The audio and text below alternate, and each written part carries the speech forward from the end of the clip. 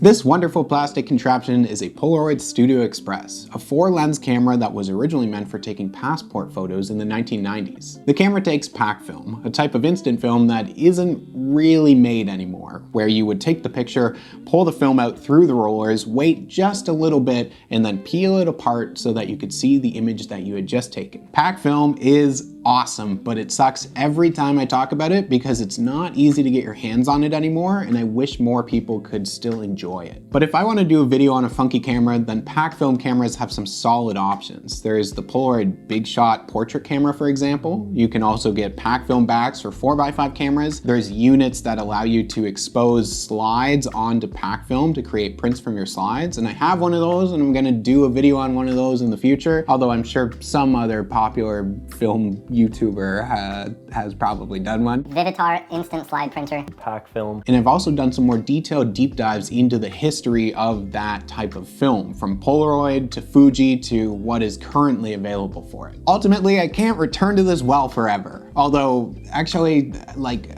maybe just a few more times, luckily, from what I've managed to come into over the years. I keep most of my really nice pack film in the bottom of my fridge in a Ghostbusters 2 plastic lunchbox. I figured it's worth using pack film in some of the more interesting cameras out there that maybe people aren't gonna take advantage of or think to pick up anymore. So definitely the Studio Express is one of those cameras. And this camera was sent to me by Tony, a longtime supporter of the channel who has sent me pack film and instant film related things in the past. So I can't thank you enough for this one, Tony. The Studio Express has 4 lenses on the front, but there's also models that only have 2 lenses on the front. However, the 4 lens model allows for 3 different shooting modes, which makes it the most fun model. You can either have all lenses fire at once for 4 identical photos, or you can have 2 lenses fire at once for 2 different shots and the lenses fire diagonally from each other, or you can have each lens fire individually for 4 unique shots on 1 piece of film. I put some tape beside the lenses in the order that they fire so that when I had this thing at parties, I could tell people very easily which lens to look at. A counter beside the lenses does indicate which lens is firing, but I found that changing this dial does not actually change which lens is firing.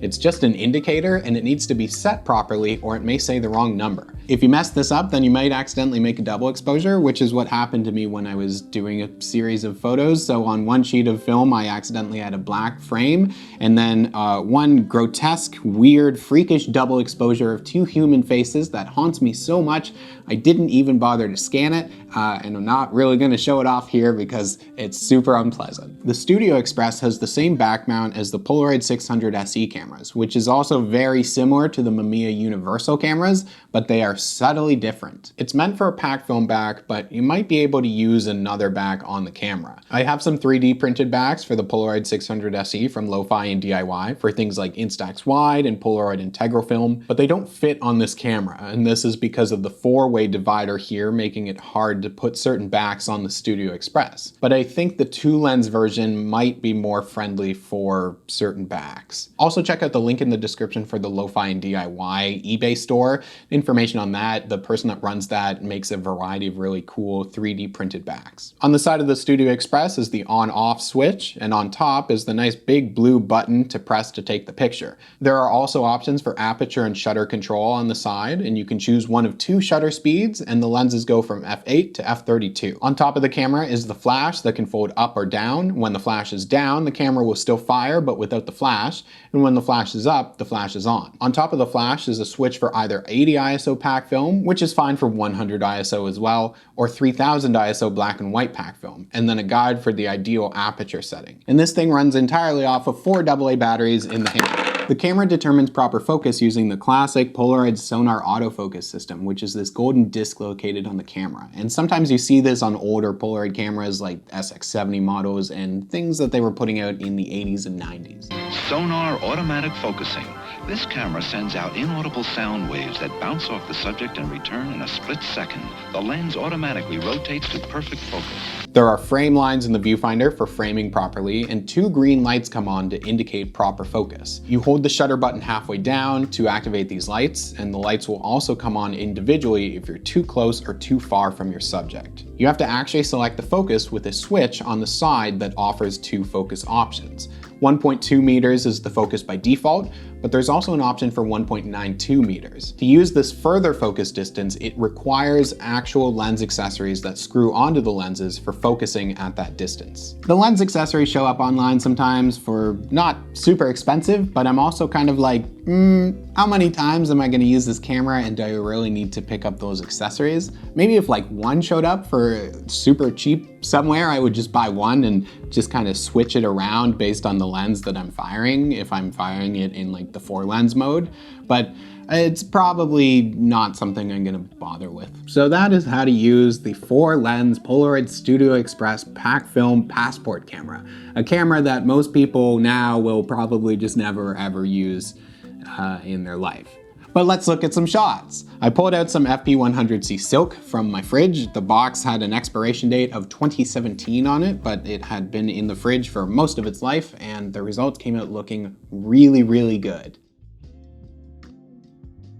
FP100C Silk is a matte version of FP100C, which has a glossier finish. The Silk version has a honeycomb kind of texture to it that's a little difficult to capture in the video and on scans.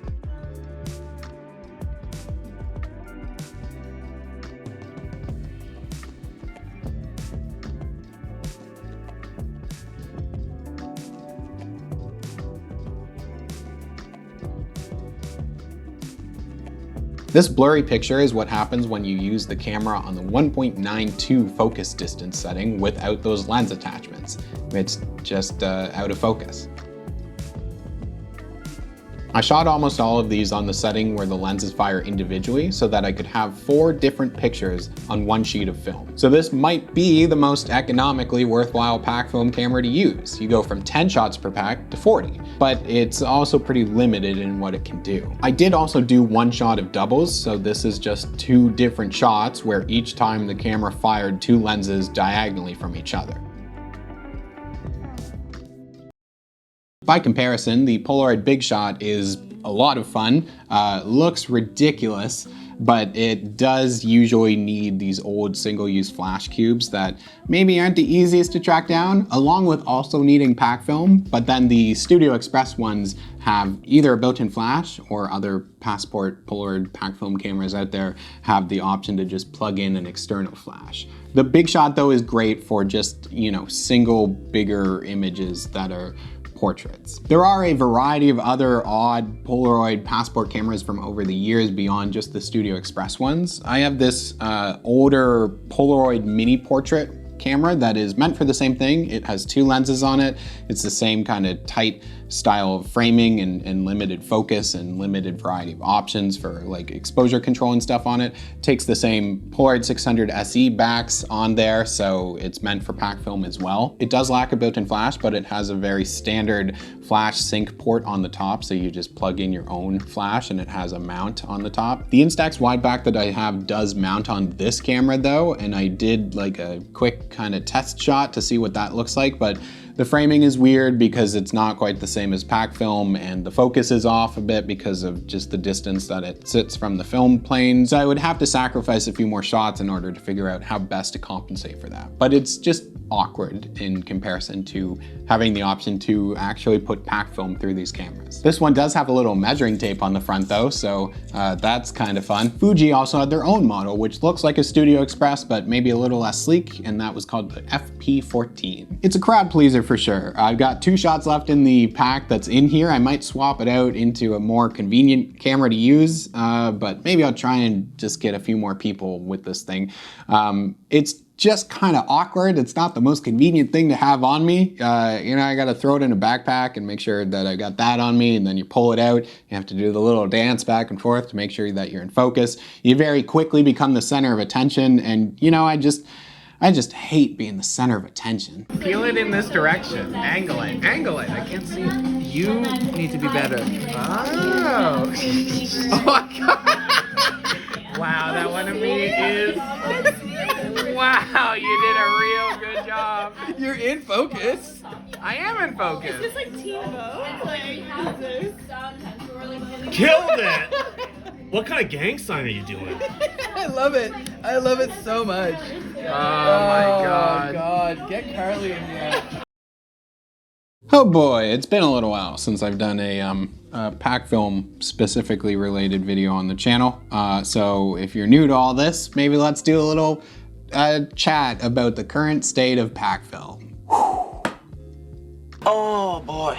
Polaroid invented it, and then Polaroid went bankrupt like 20 years ago, so pack film died, and the factories and the machines that made it died, and ultimately modern Polaroid can't bring it back, and really probably just don't have the kind of money to invest in bringing it back. Terrible. Fuji made it for a while, and that was awesome until they killed it in 2016. A lot of people never got over it, and it's all expired now. There were a variety of different pack film types that Fuji made over the years, but the big ones were FP100C and FP100C Silk for color, and FP3000B for black and white. The very last batch of FP3000B expired in 2017, the very last batch of FP100C Silk expired in 2018, and the very last batch of FP100C expired in 2019. But of course, if you store this really well in, say, a fridge, it will last for years beyond the expiration dates on the box. Woof. Whoa, hey, look at that, everyone. We have some transfer. The One Instant project is the only project currently happening that is attempting to resurrect pack film in some way, but it's a little bit different, and I've looked at it before a couple years ago when they first started to bring out their pack film. It's one shot per pack and several packs per box instead of how it used to be, which is several shots per pack and one pack per box. Honestly, I didn't like the One Instant color stuff when I looked at it a few years ago. It might be a little bit improved since then, but I don't really have a strong desire to look at it again. That one pulled apart. Where's the paper? Paper is in the camera. The chemical pod broke, but there's not like a full kind of spread across it. They did briefly for last year make some black and white stuff that I believe just looked way better, functioned way better, but I don't know if they have plans to put it out again at all. It was ISO 400. I have a few boxes of it because Tony, longtime big supporter of the channel, sent me some. So maybe I'll sprinkle some throughout when I'm doing future pack film stuff. I used one in the Studio Express, check it out.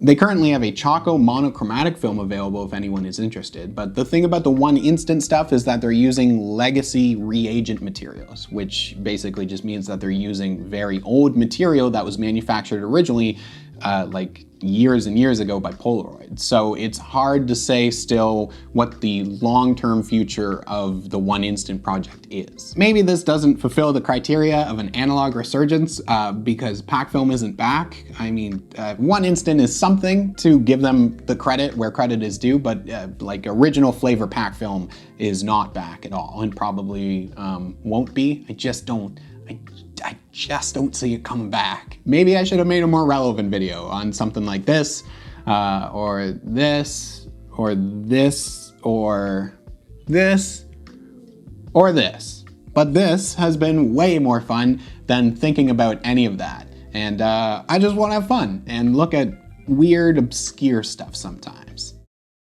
Thank you so much for checking this out. There's links in the description down below for things like the Lo-Fi DIY 3D printed backs that I mentioned in this video. Also ways to support the channel through things like a Patreon. There's also some merch available, which I recently had to revamp onto a different website because my Redbubble account got all weird and they suspended it for no reason. I didn't do anything. Also PO Box. I haven't shown off mail in a little while in the video, but I got a package a little while ago, which I initially thought was just a little graduated cylinder because it was a graduated cylinder Patterson box, but it was not that. Hey Noah, love your channel and all the stuff you do for the film community. I was given a bunch of old film and wanted to send you a couple of rolls, including a roll of Eastman 5247 cinema film.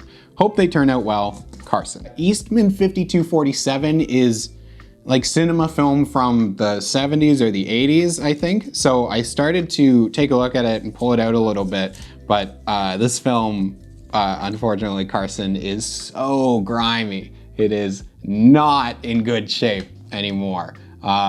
It says that it was originally 100 ISO, tungsten balance stuff, but oh boy. Oh boy. And the other roll, it says, is from 1996. It's Fujifilm, and it is Fuji 100 ISO Sensia 35 millimeter. Sensia is one of Fuji's slide film stocks that they do not make anymore. Maybe this is in good shape. I'll try and shoot some of this. Expired slide film is always a toss-up, but thank you so much, Carson. He also included a sticker of an alien eating a taco, which I put on my bicycle because I like it a lot. So thank you, Carson. Tony, again, sent this, has sent pack film in the past. Eventually I will look at pack film in this camera, which is the Fuji FP1, which he sent along. It takes pack film. It is like Fujifilm's version of Polaroid pack film cameras with like the bellows that fold out.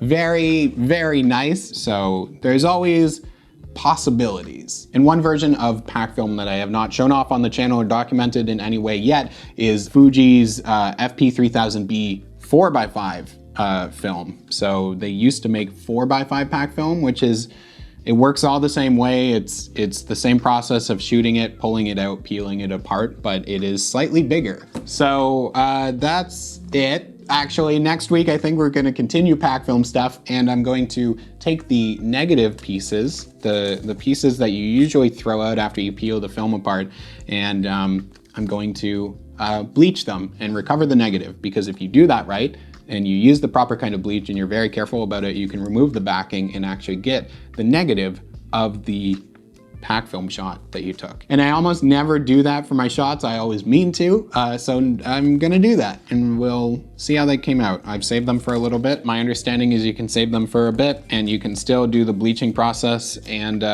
recover those negatives. So that's gonna be interesting. I'll show that off. It'll be like an arts and crafts episode.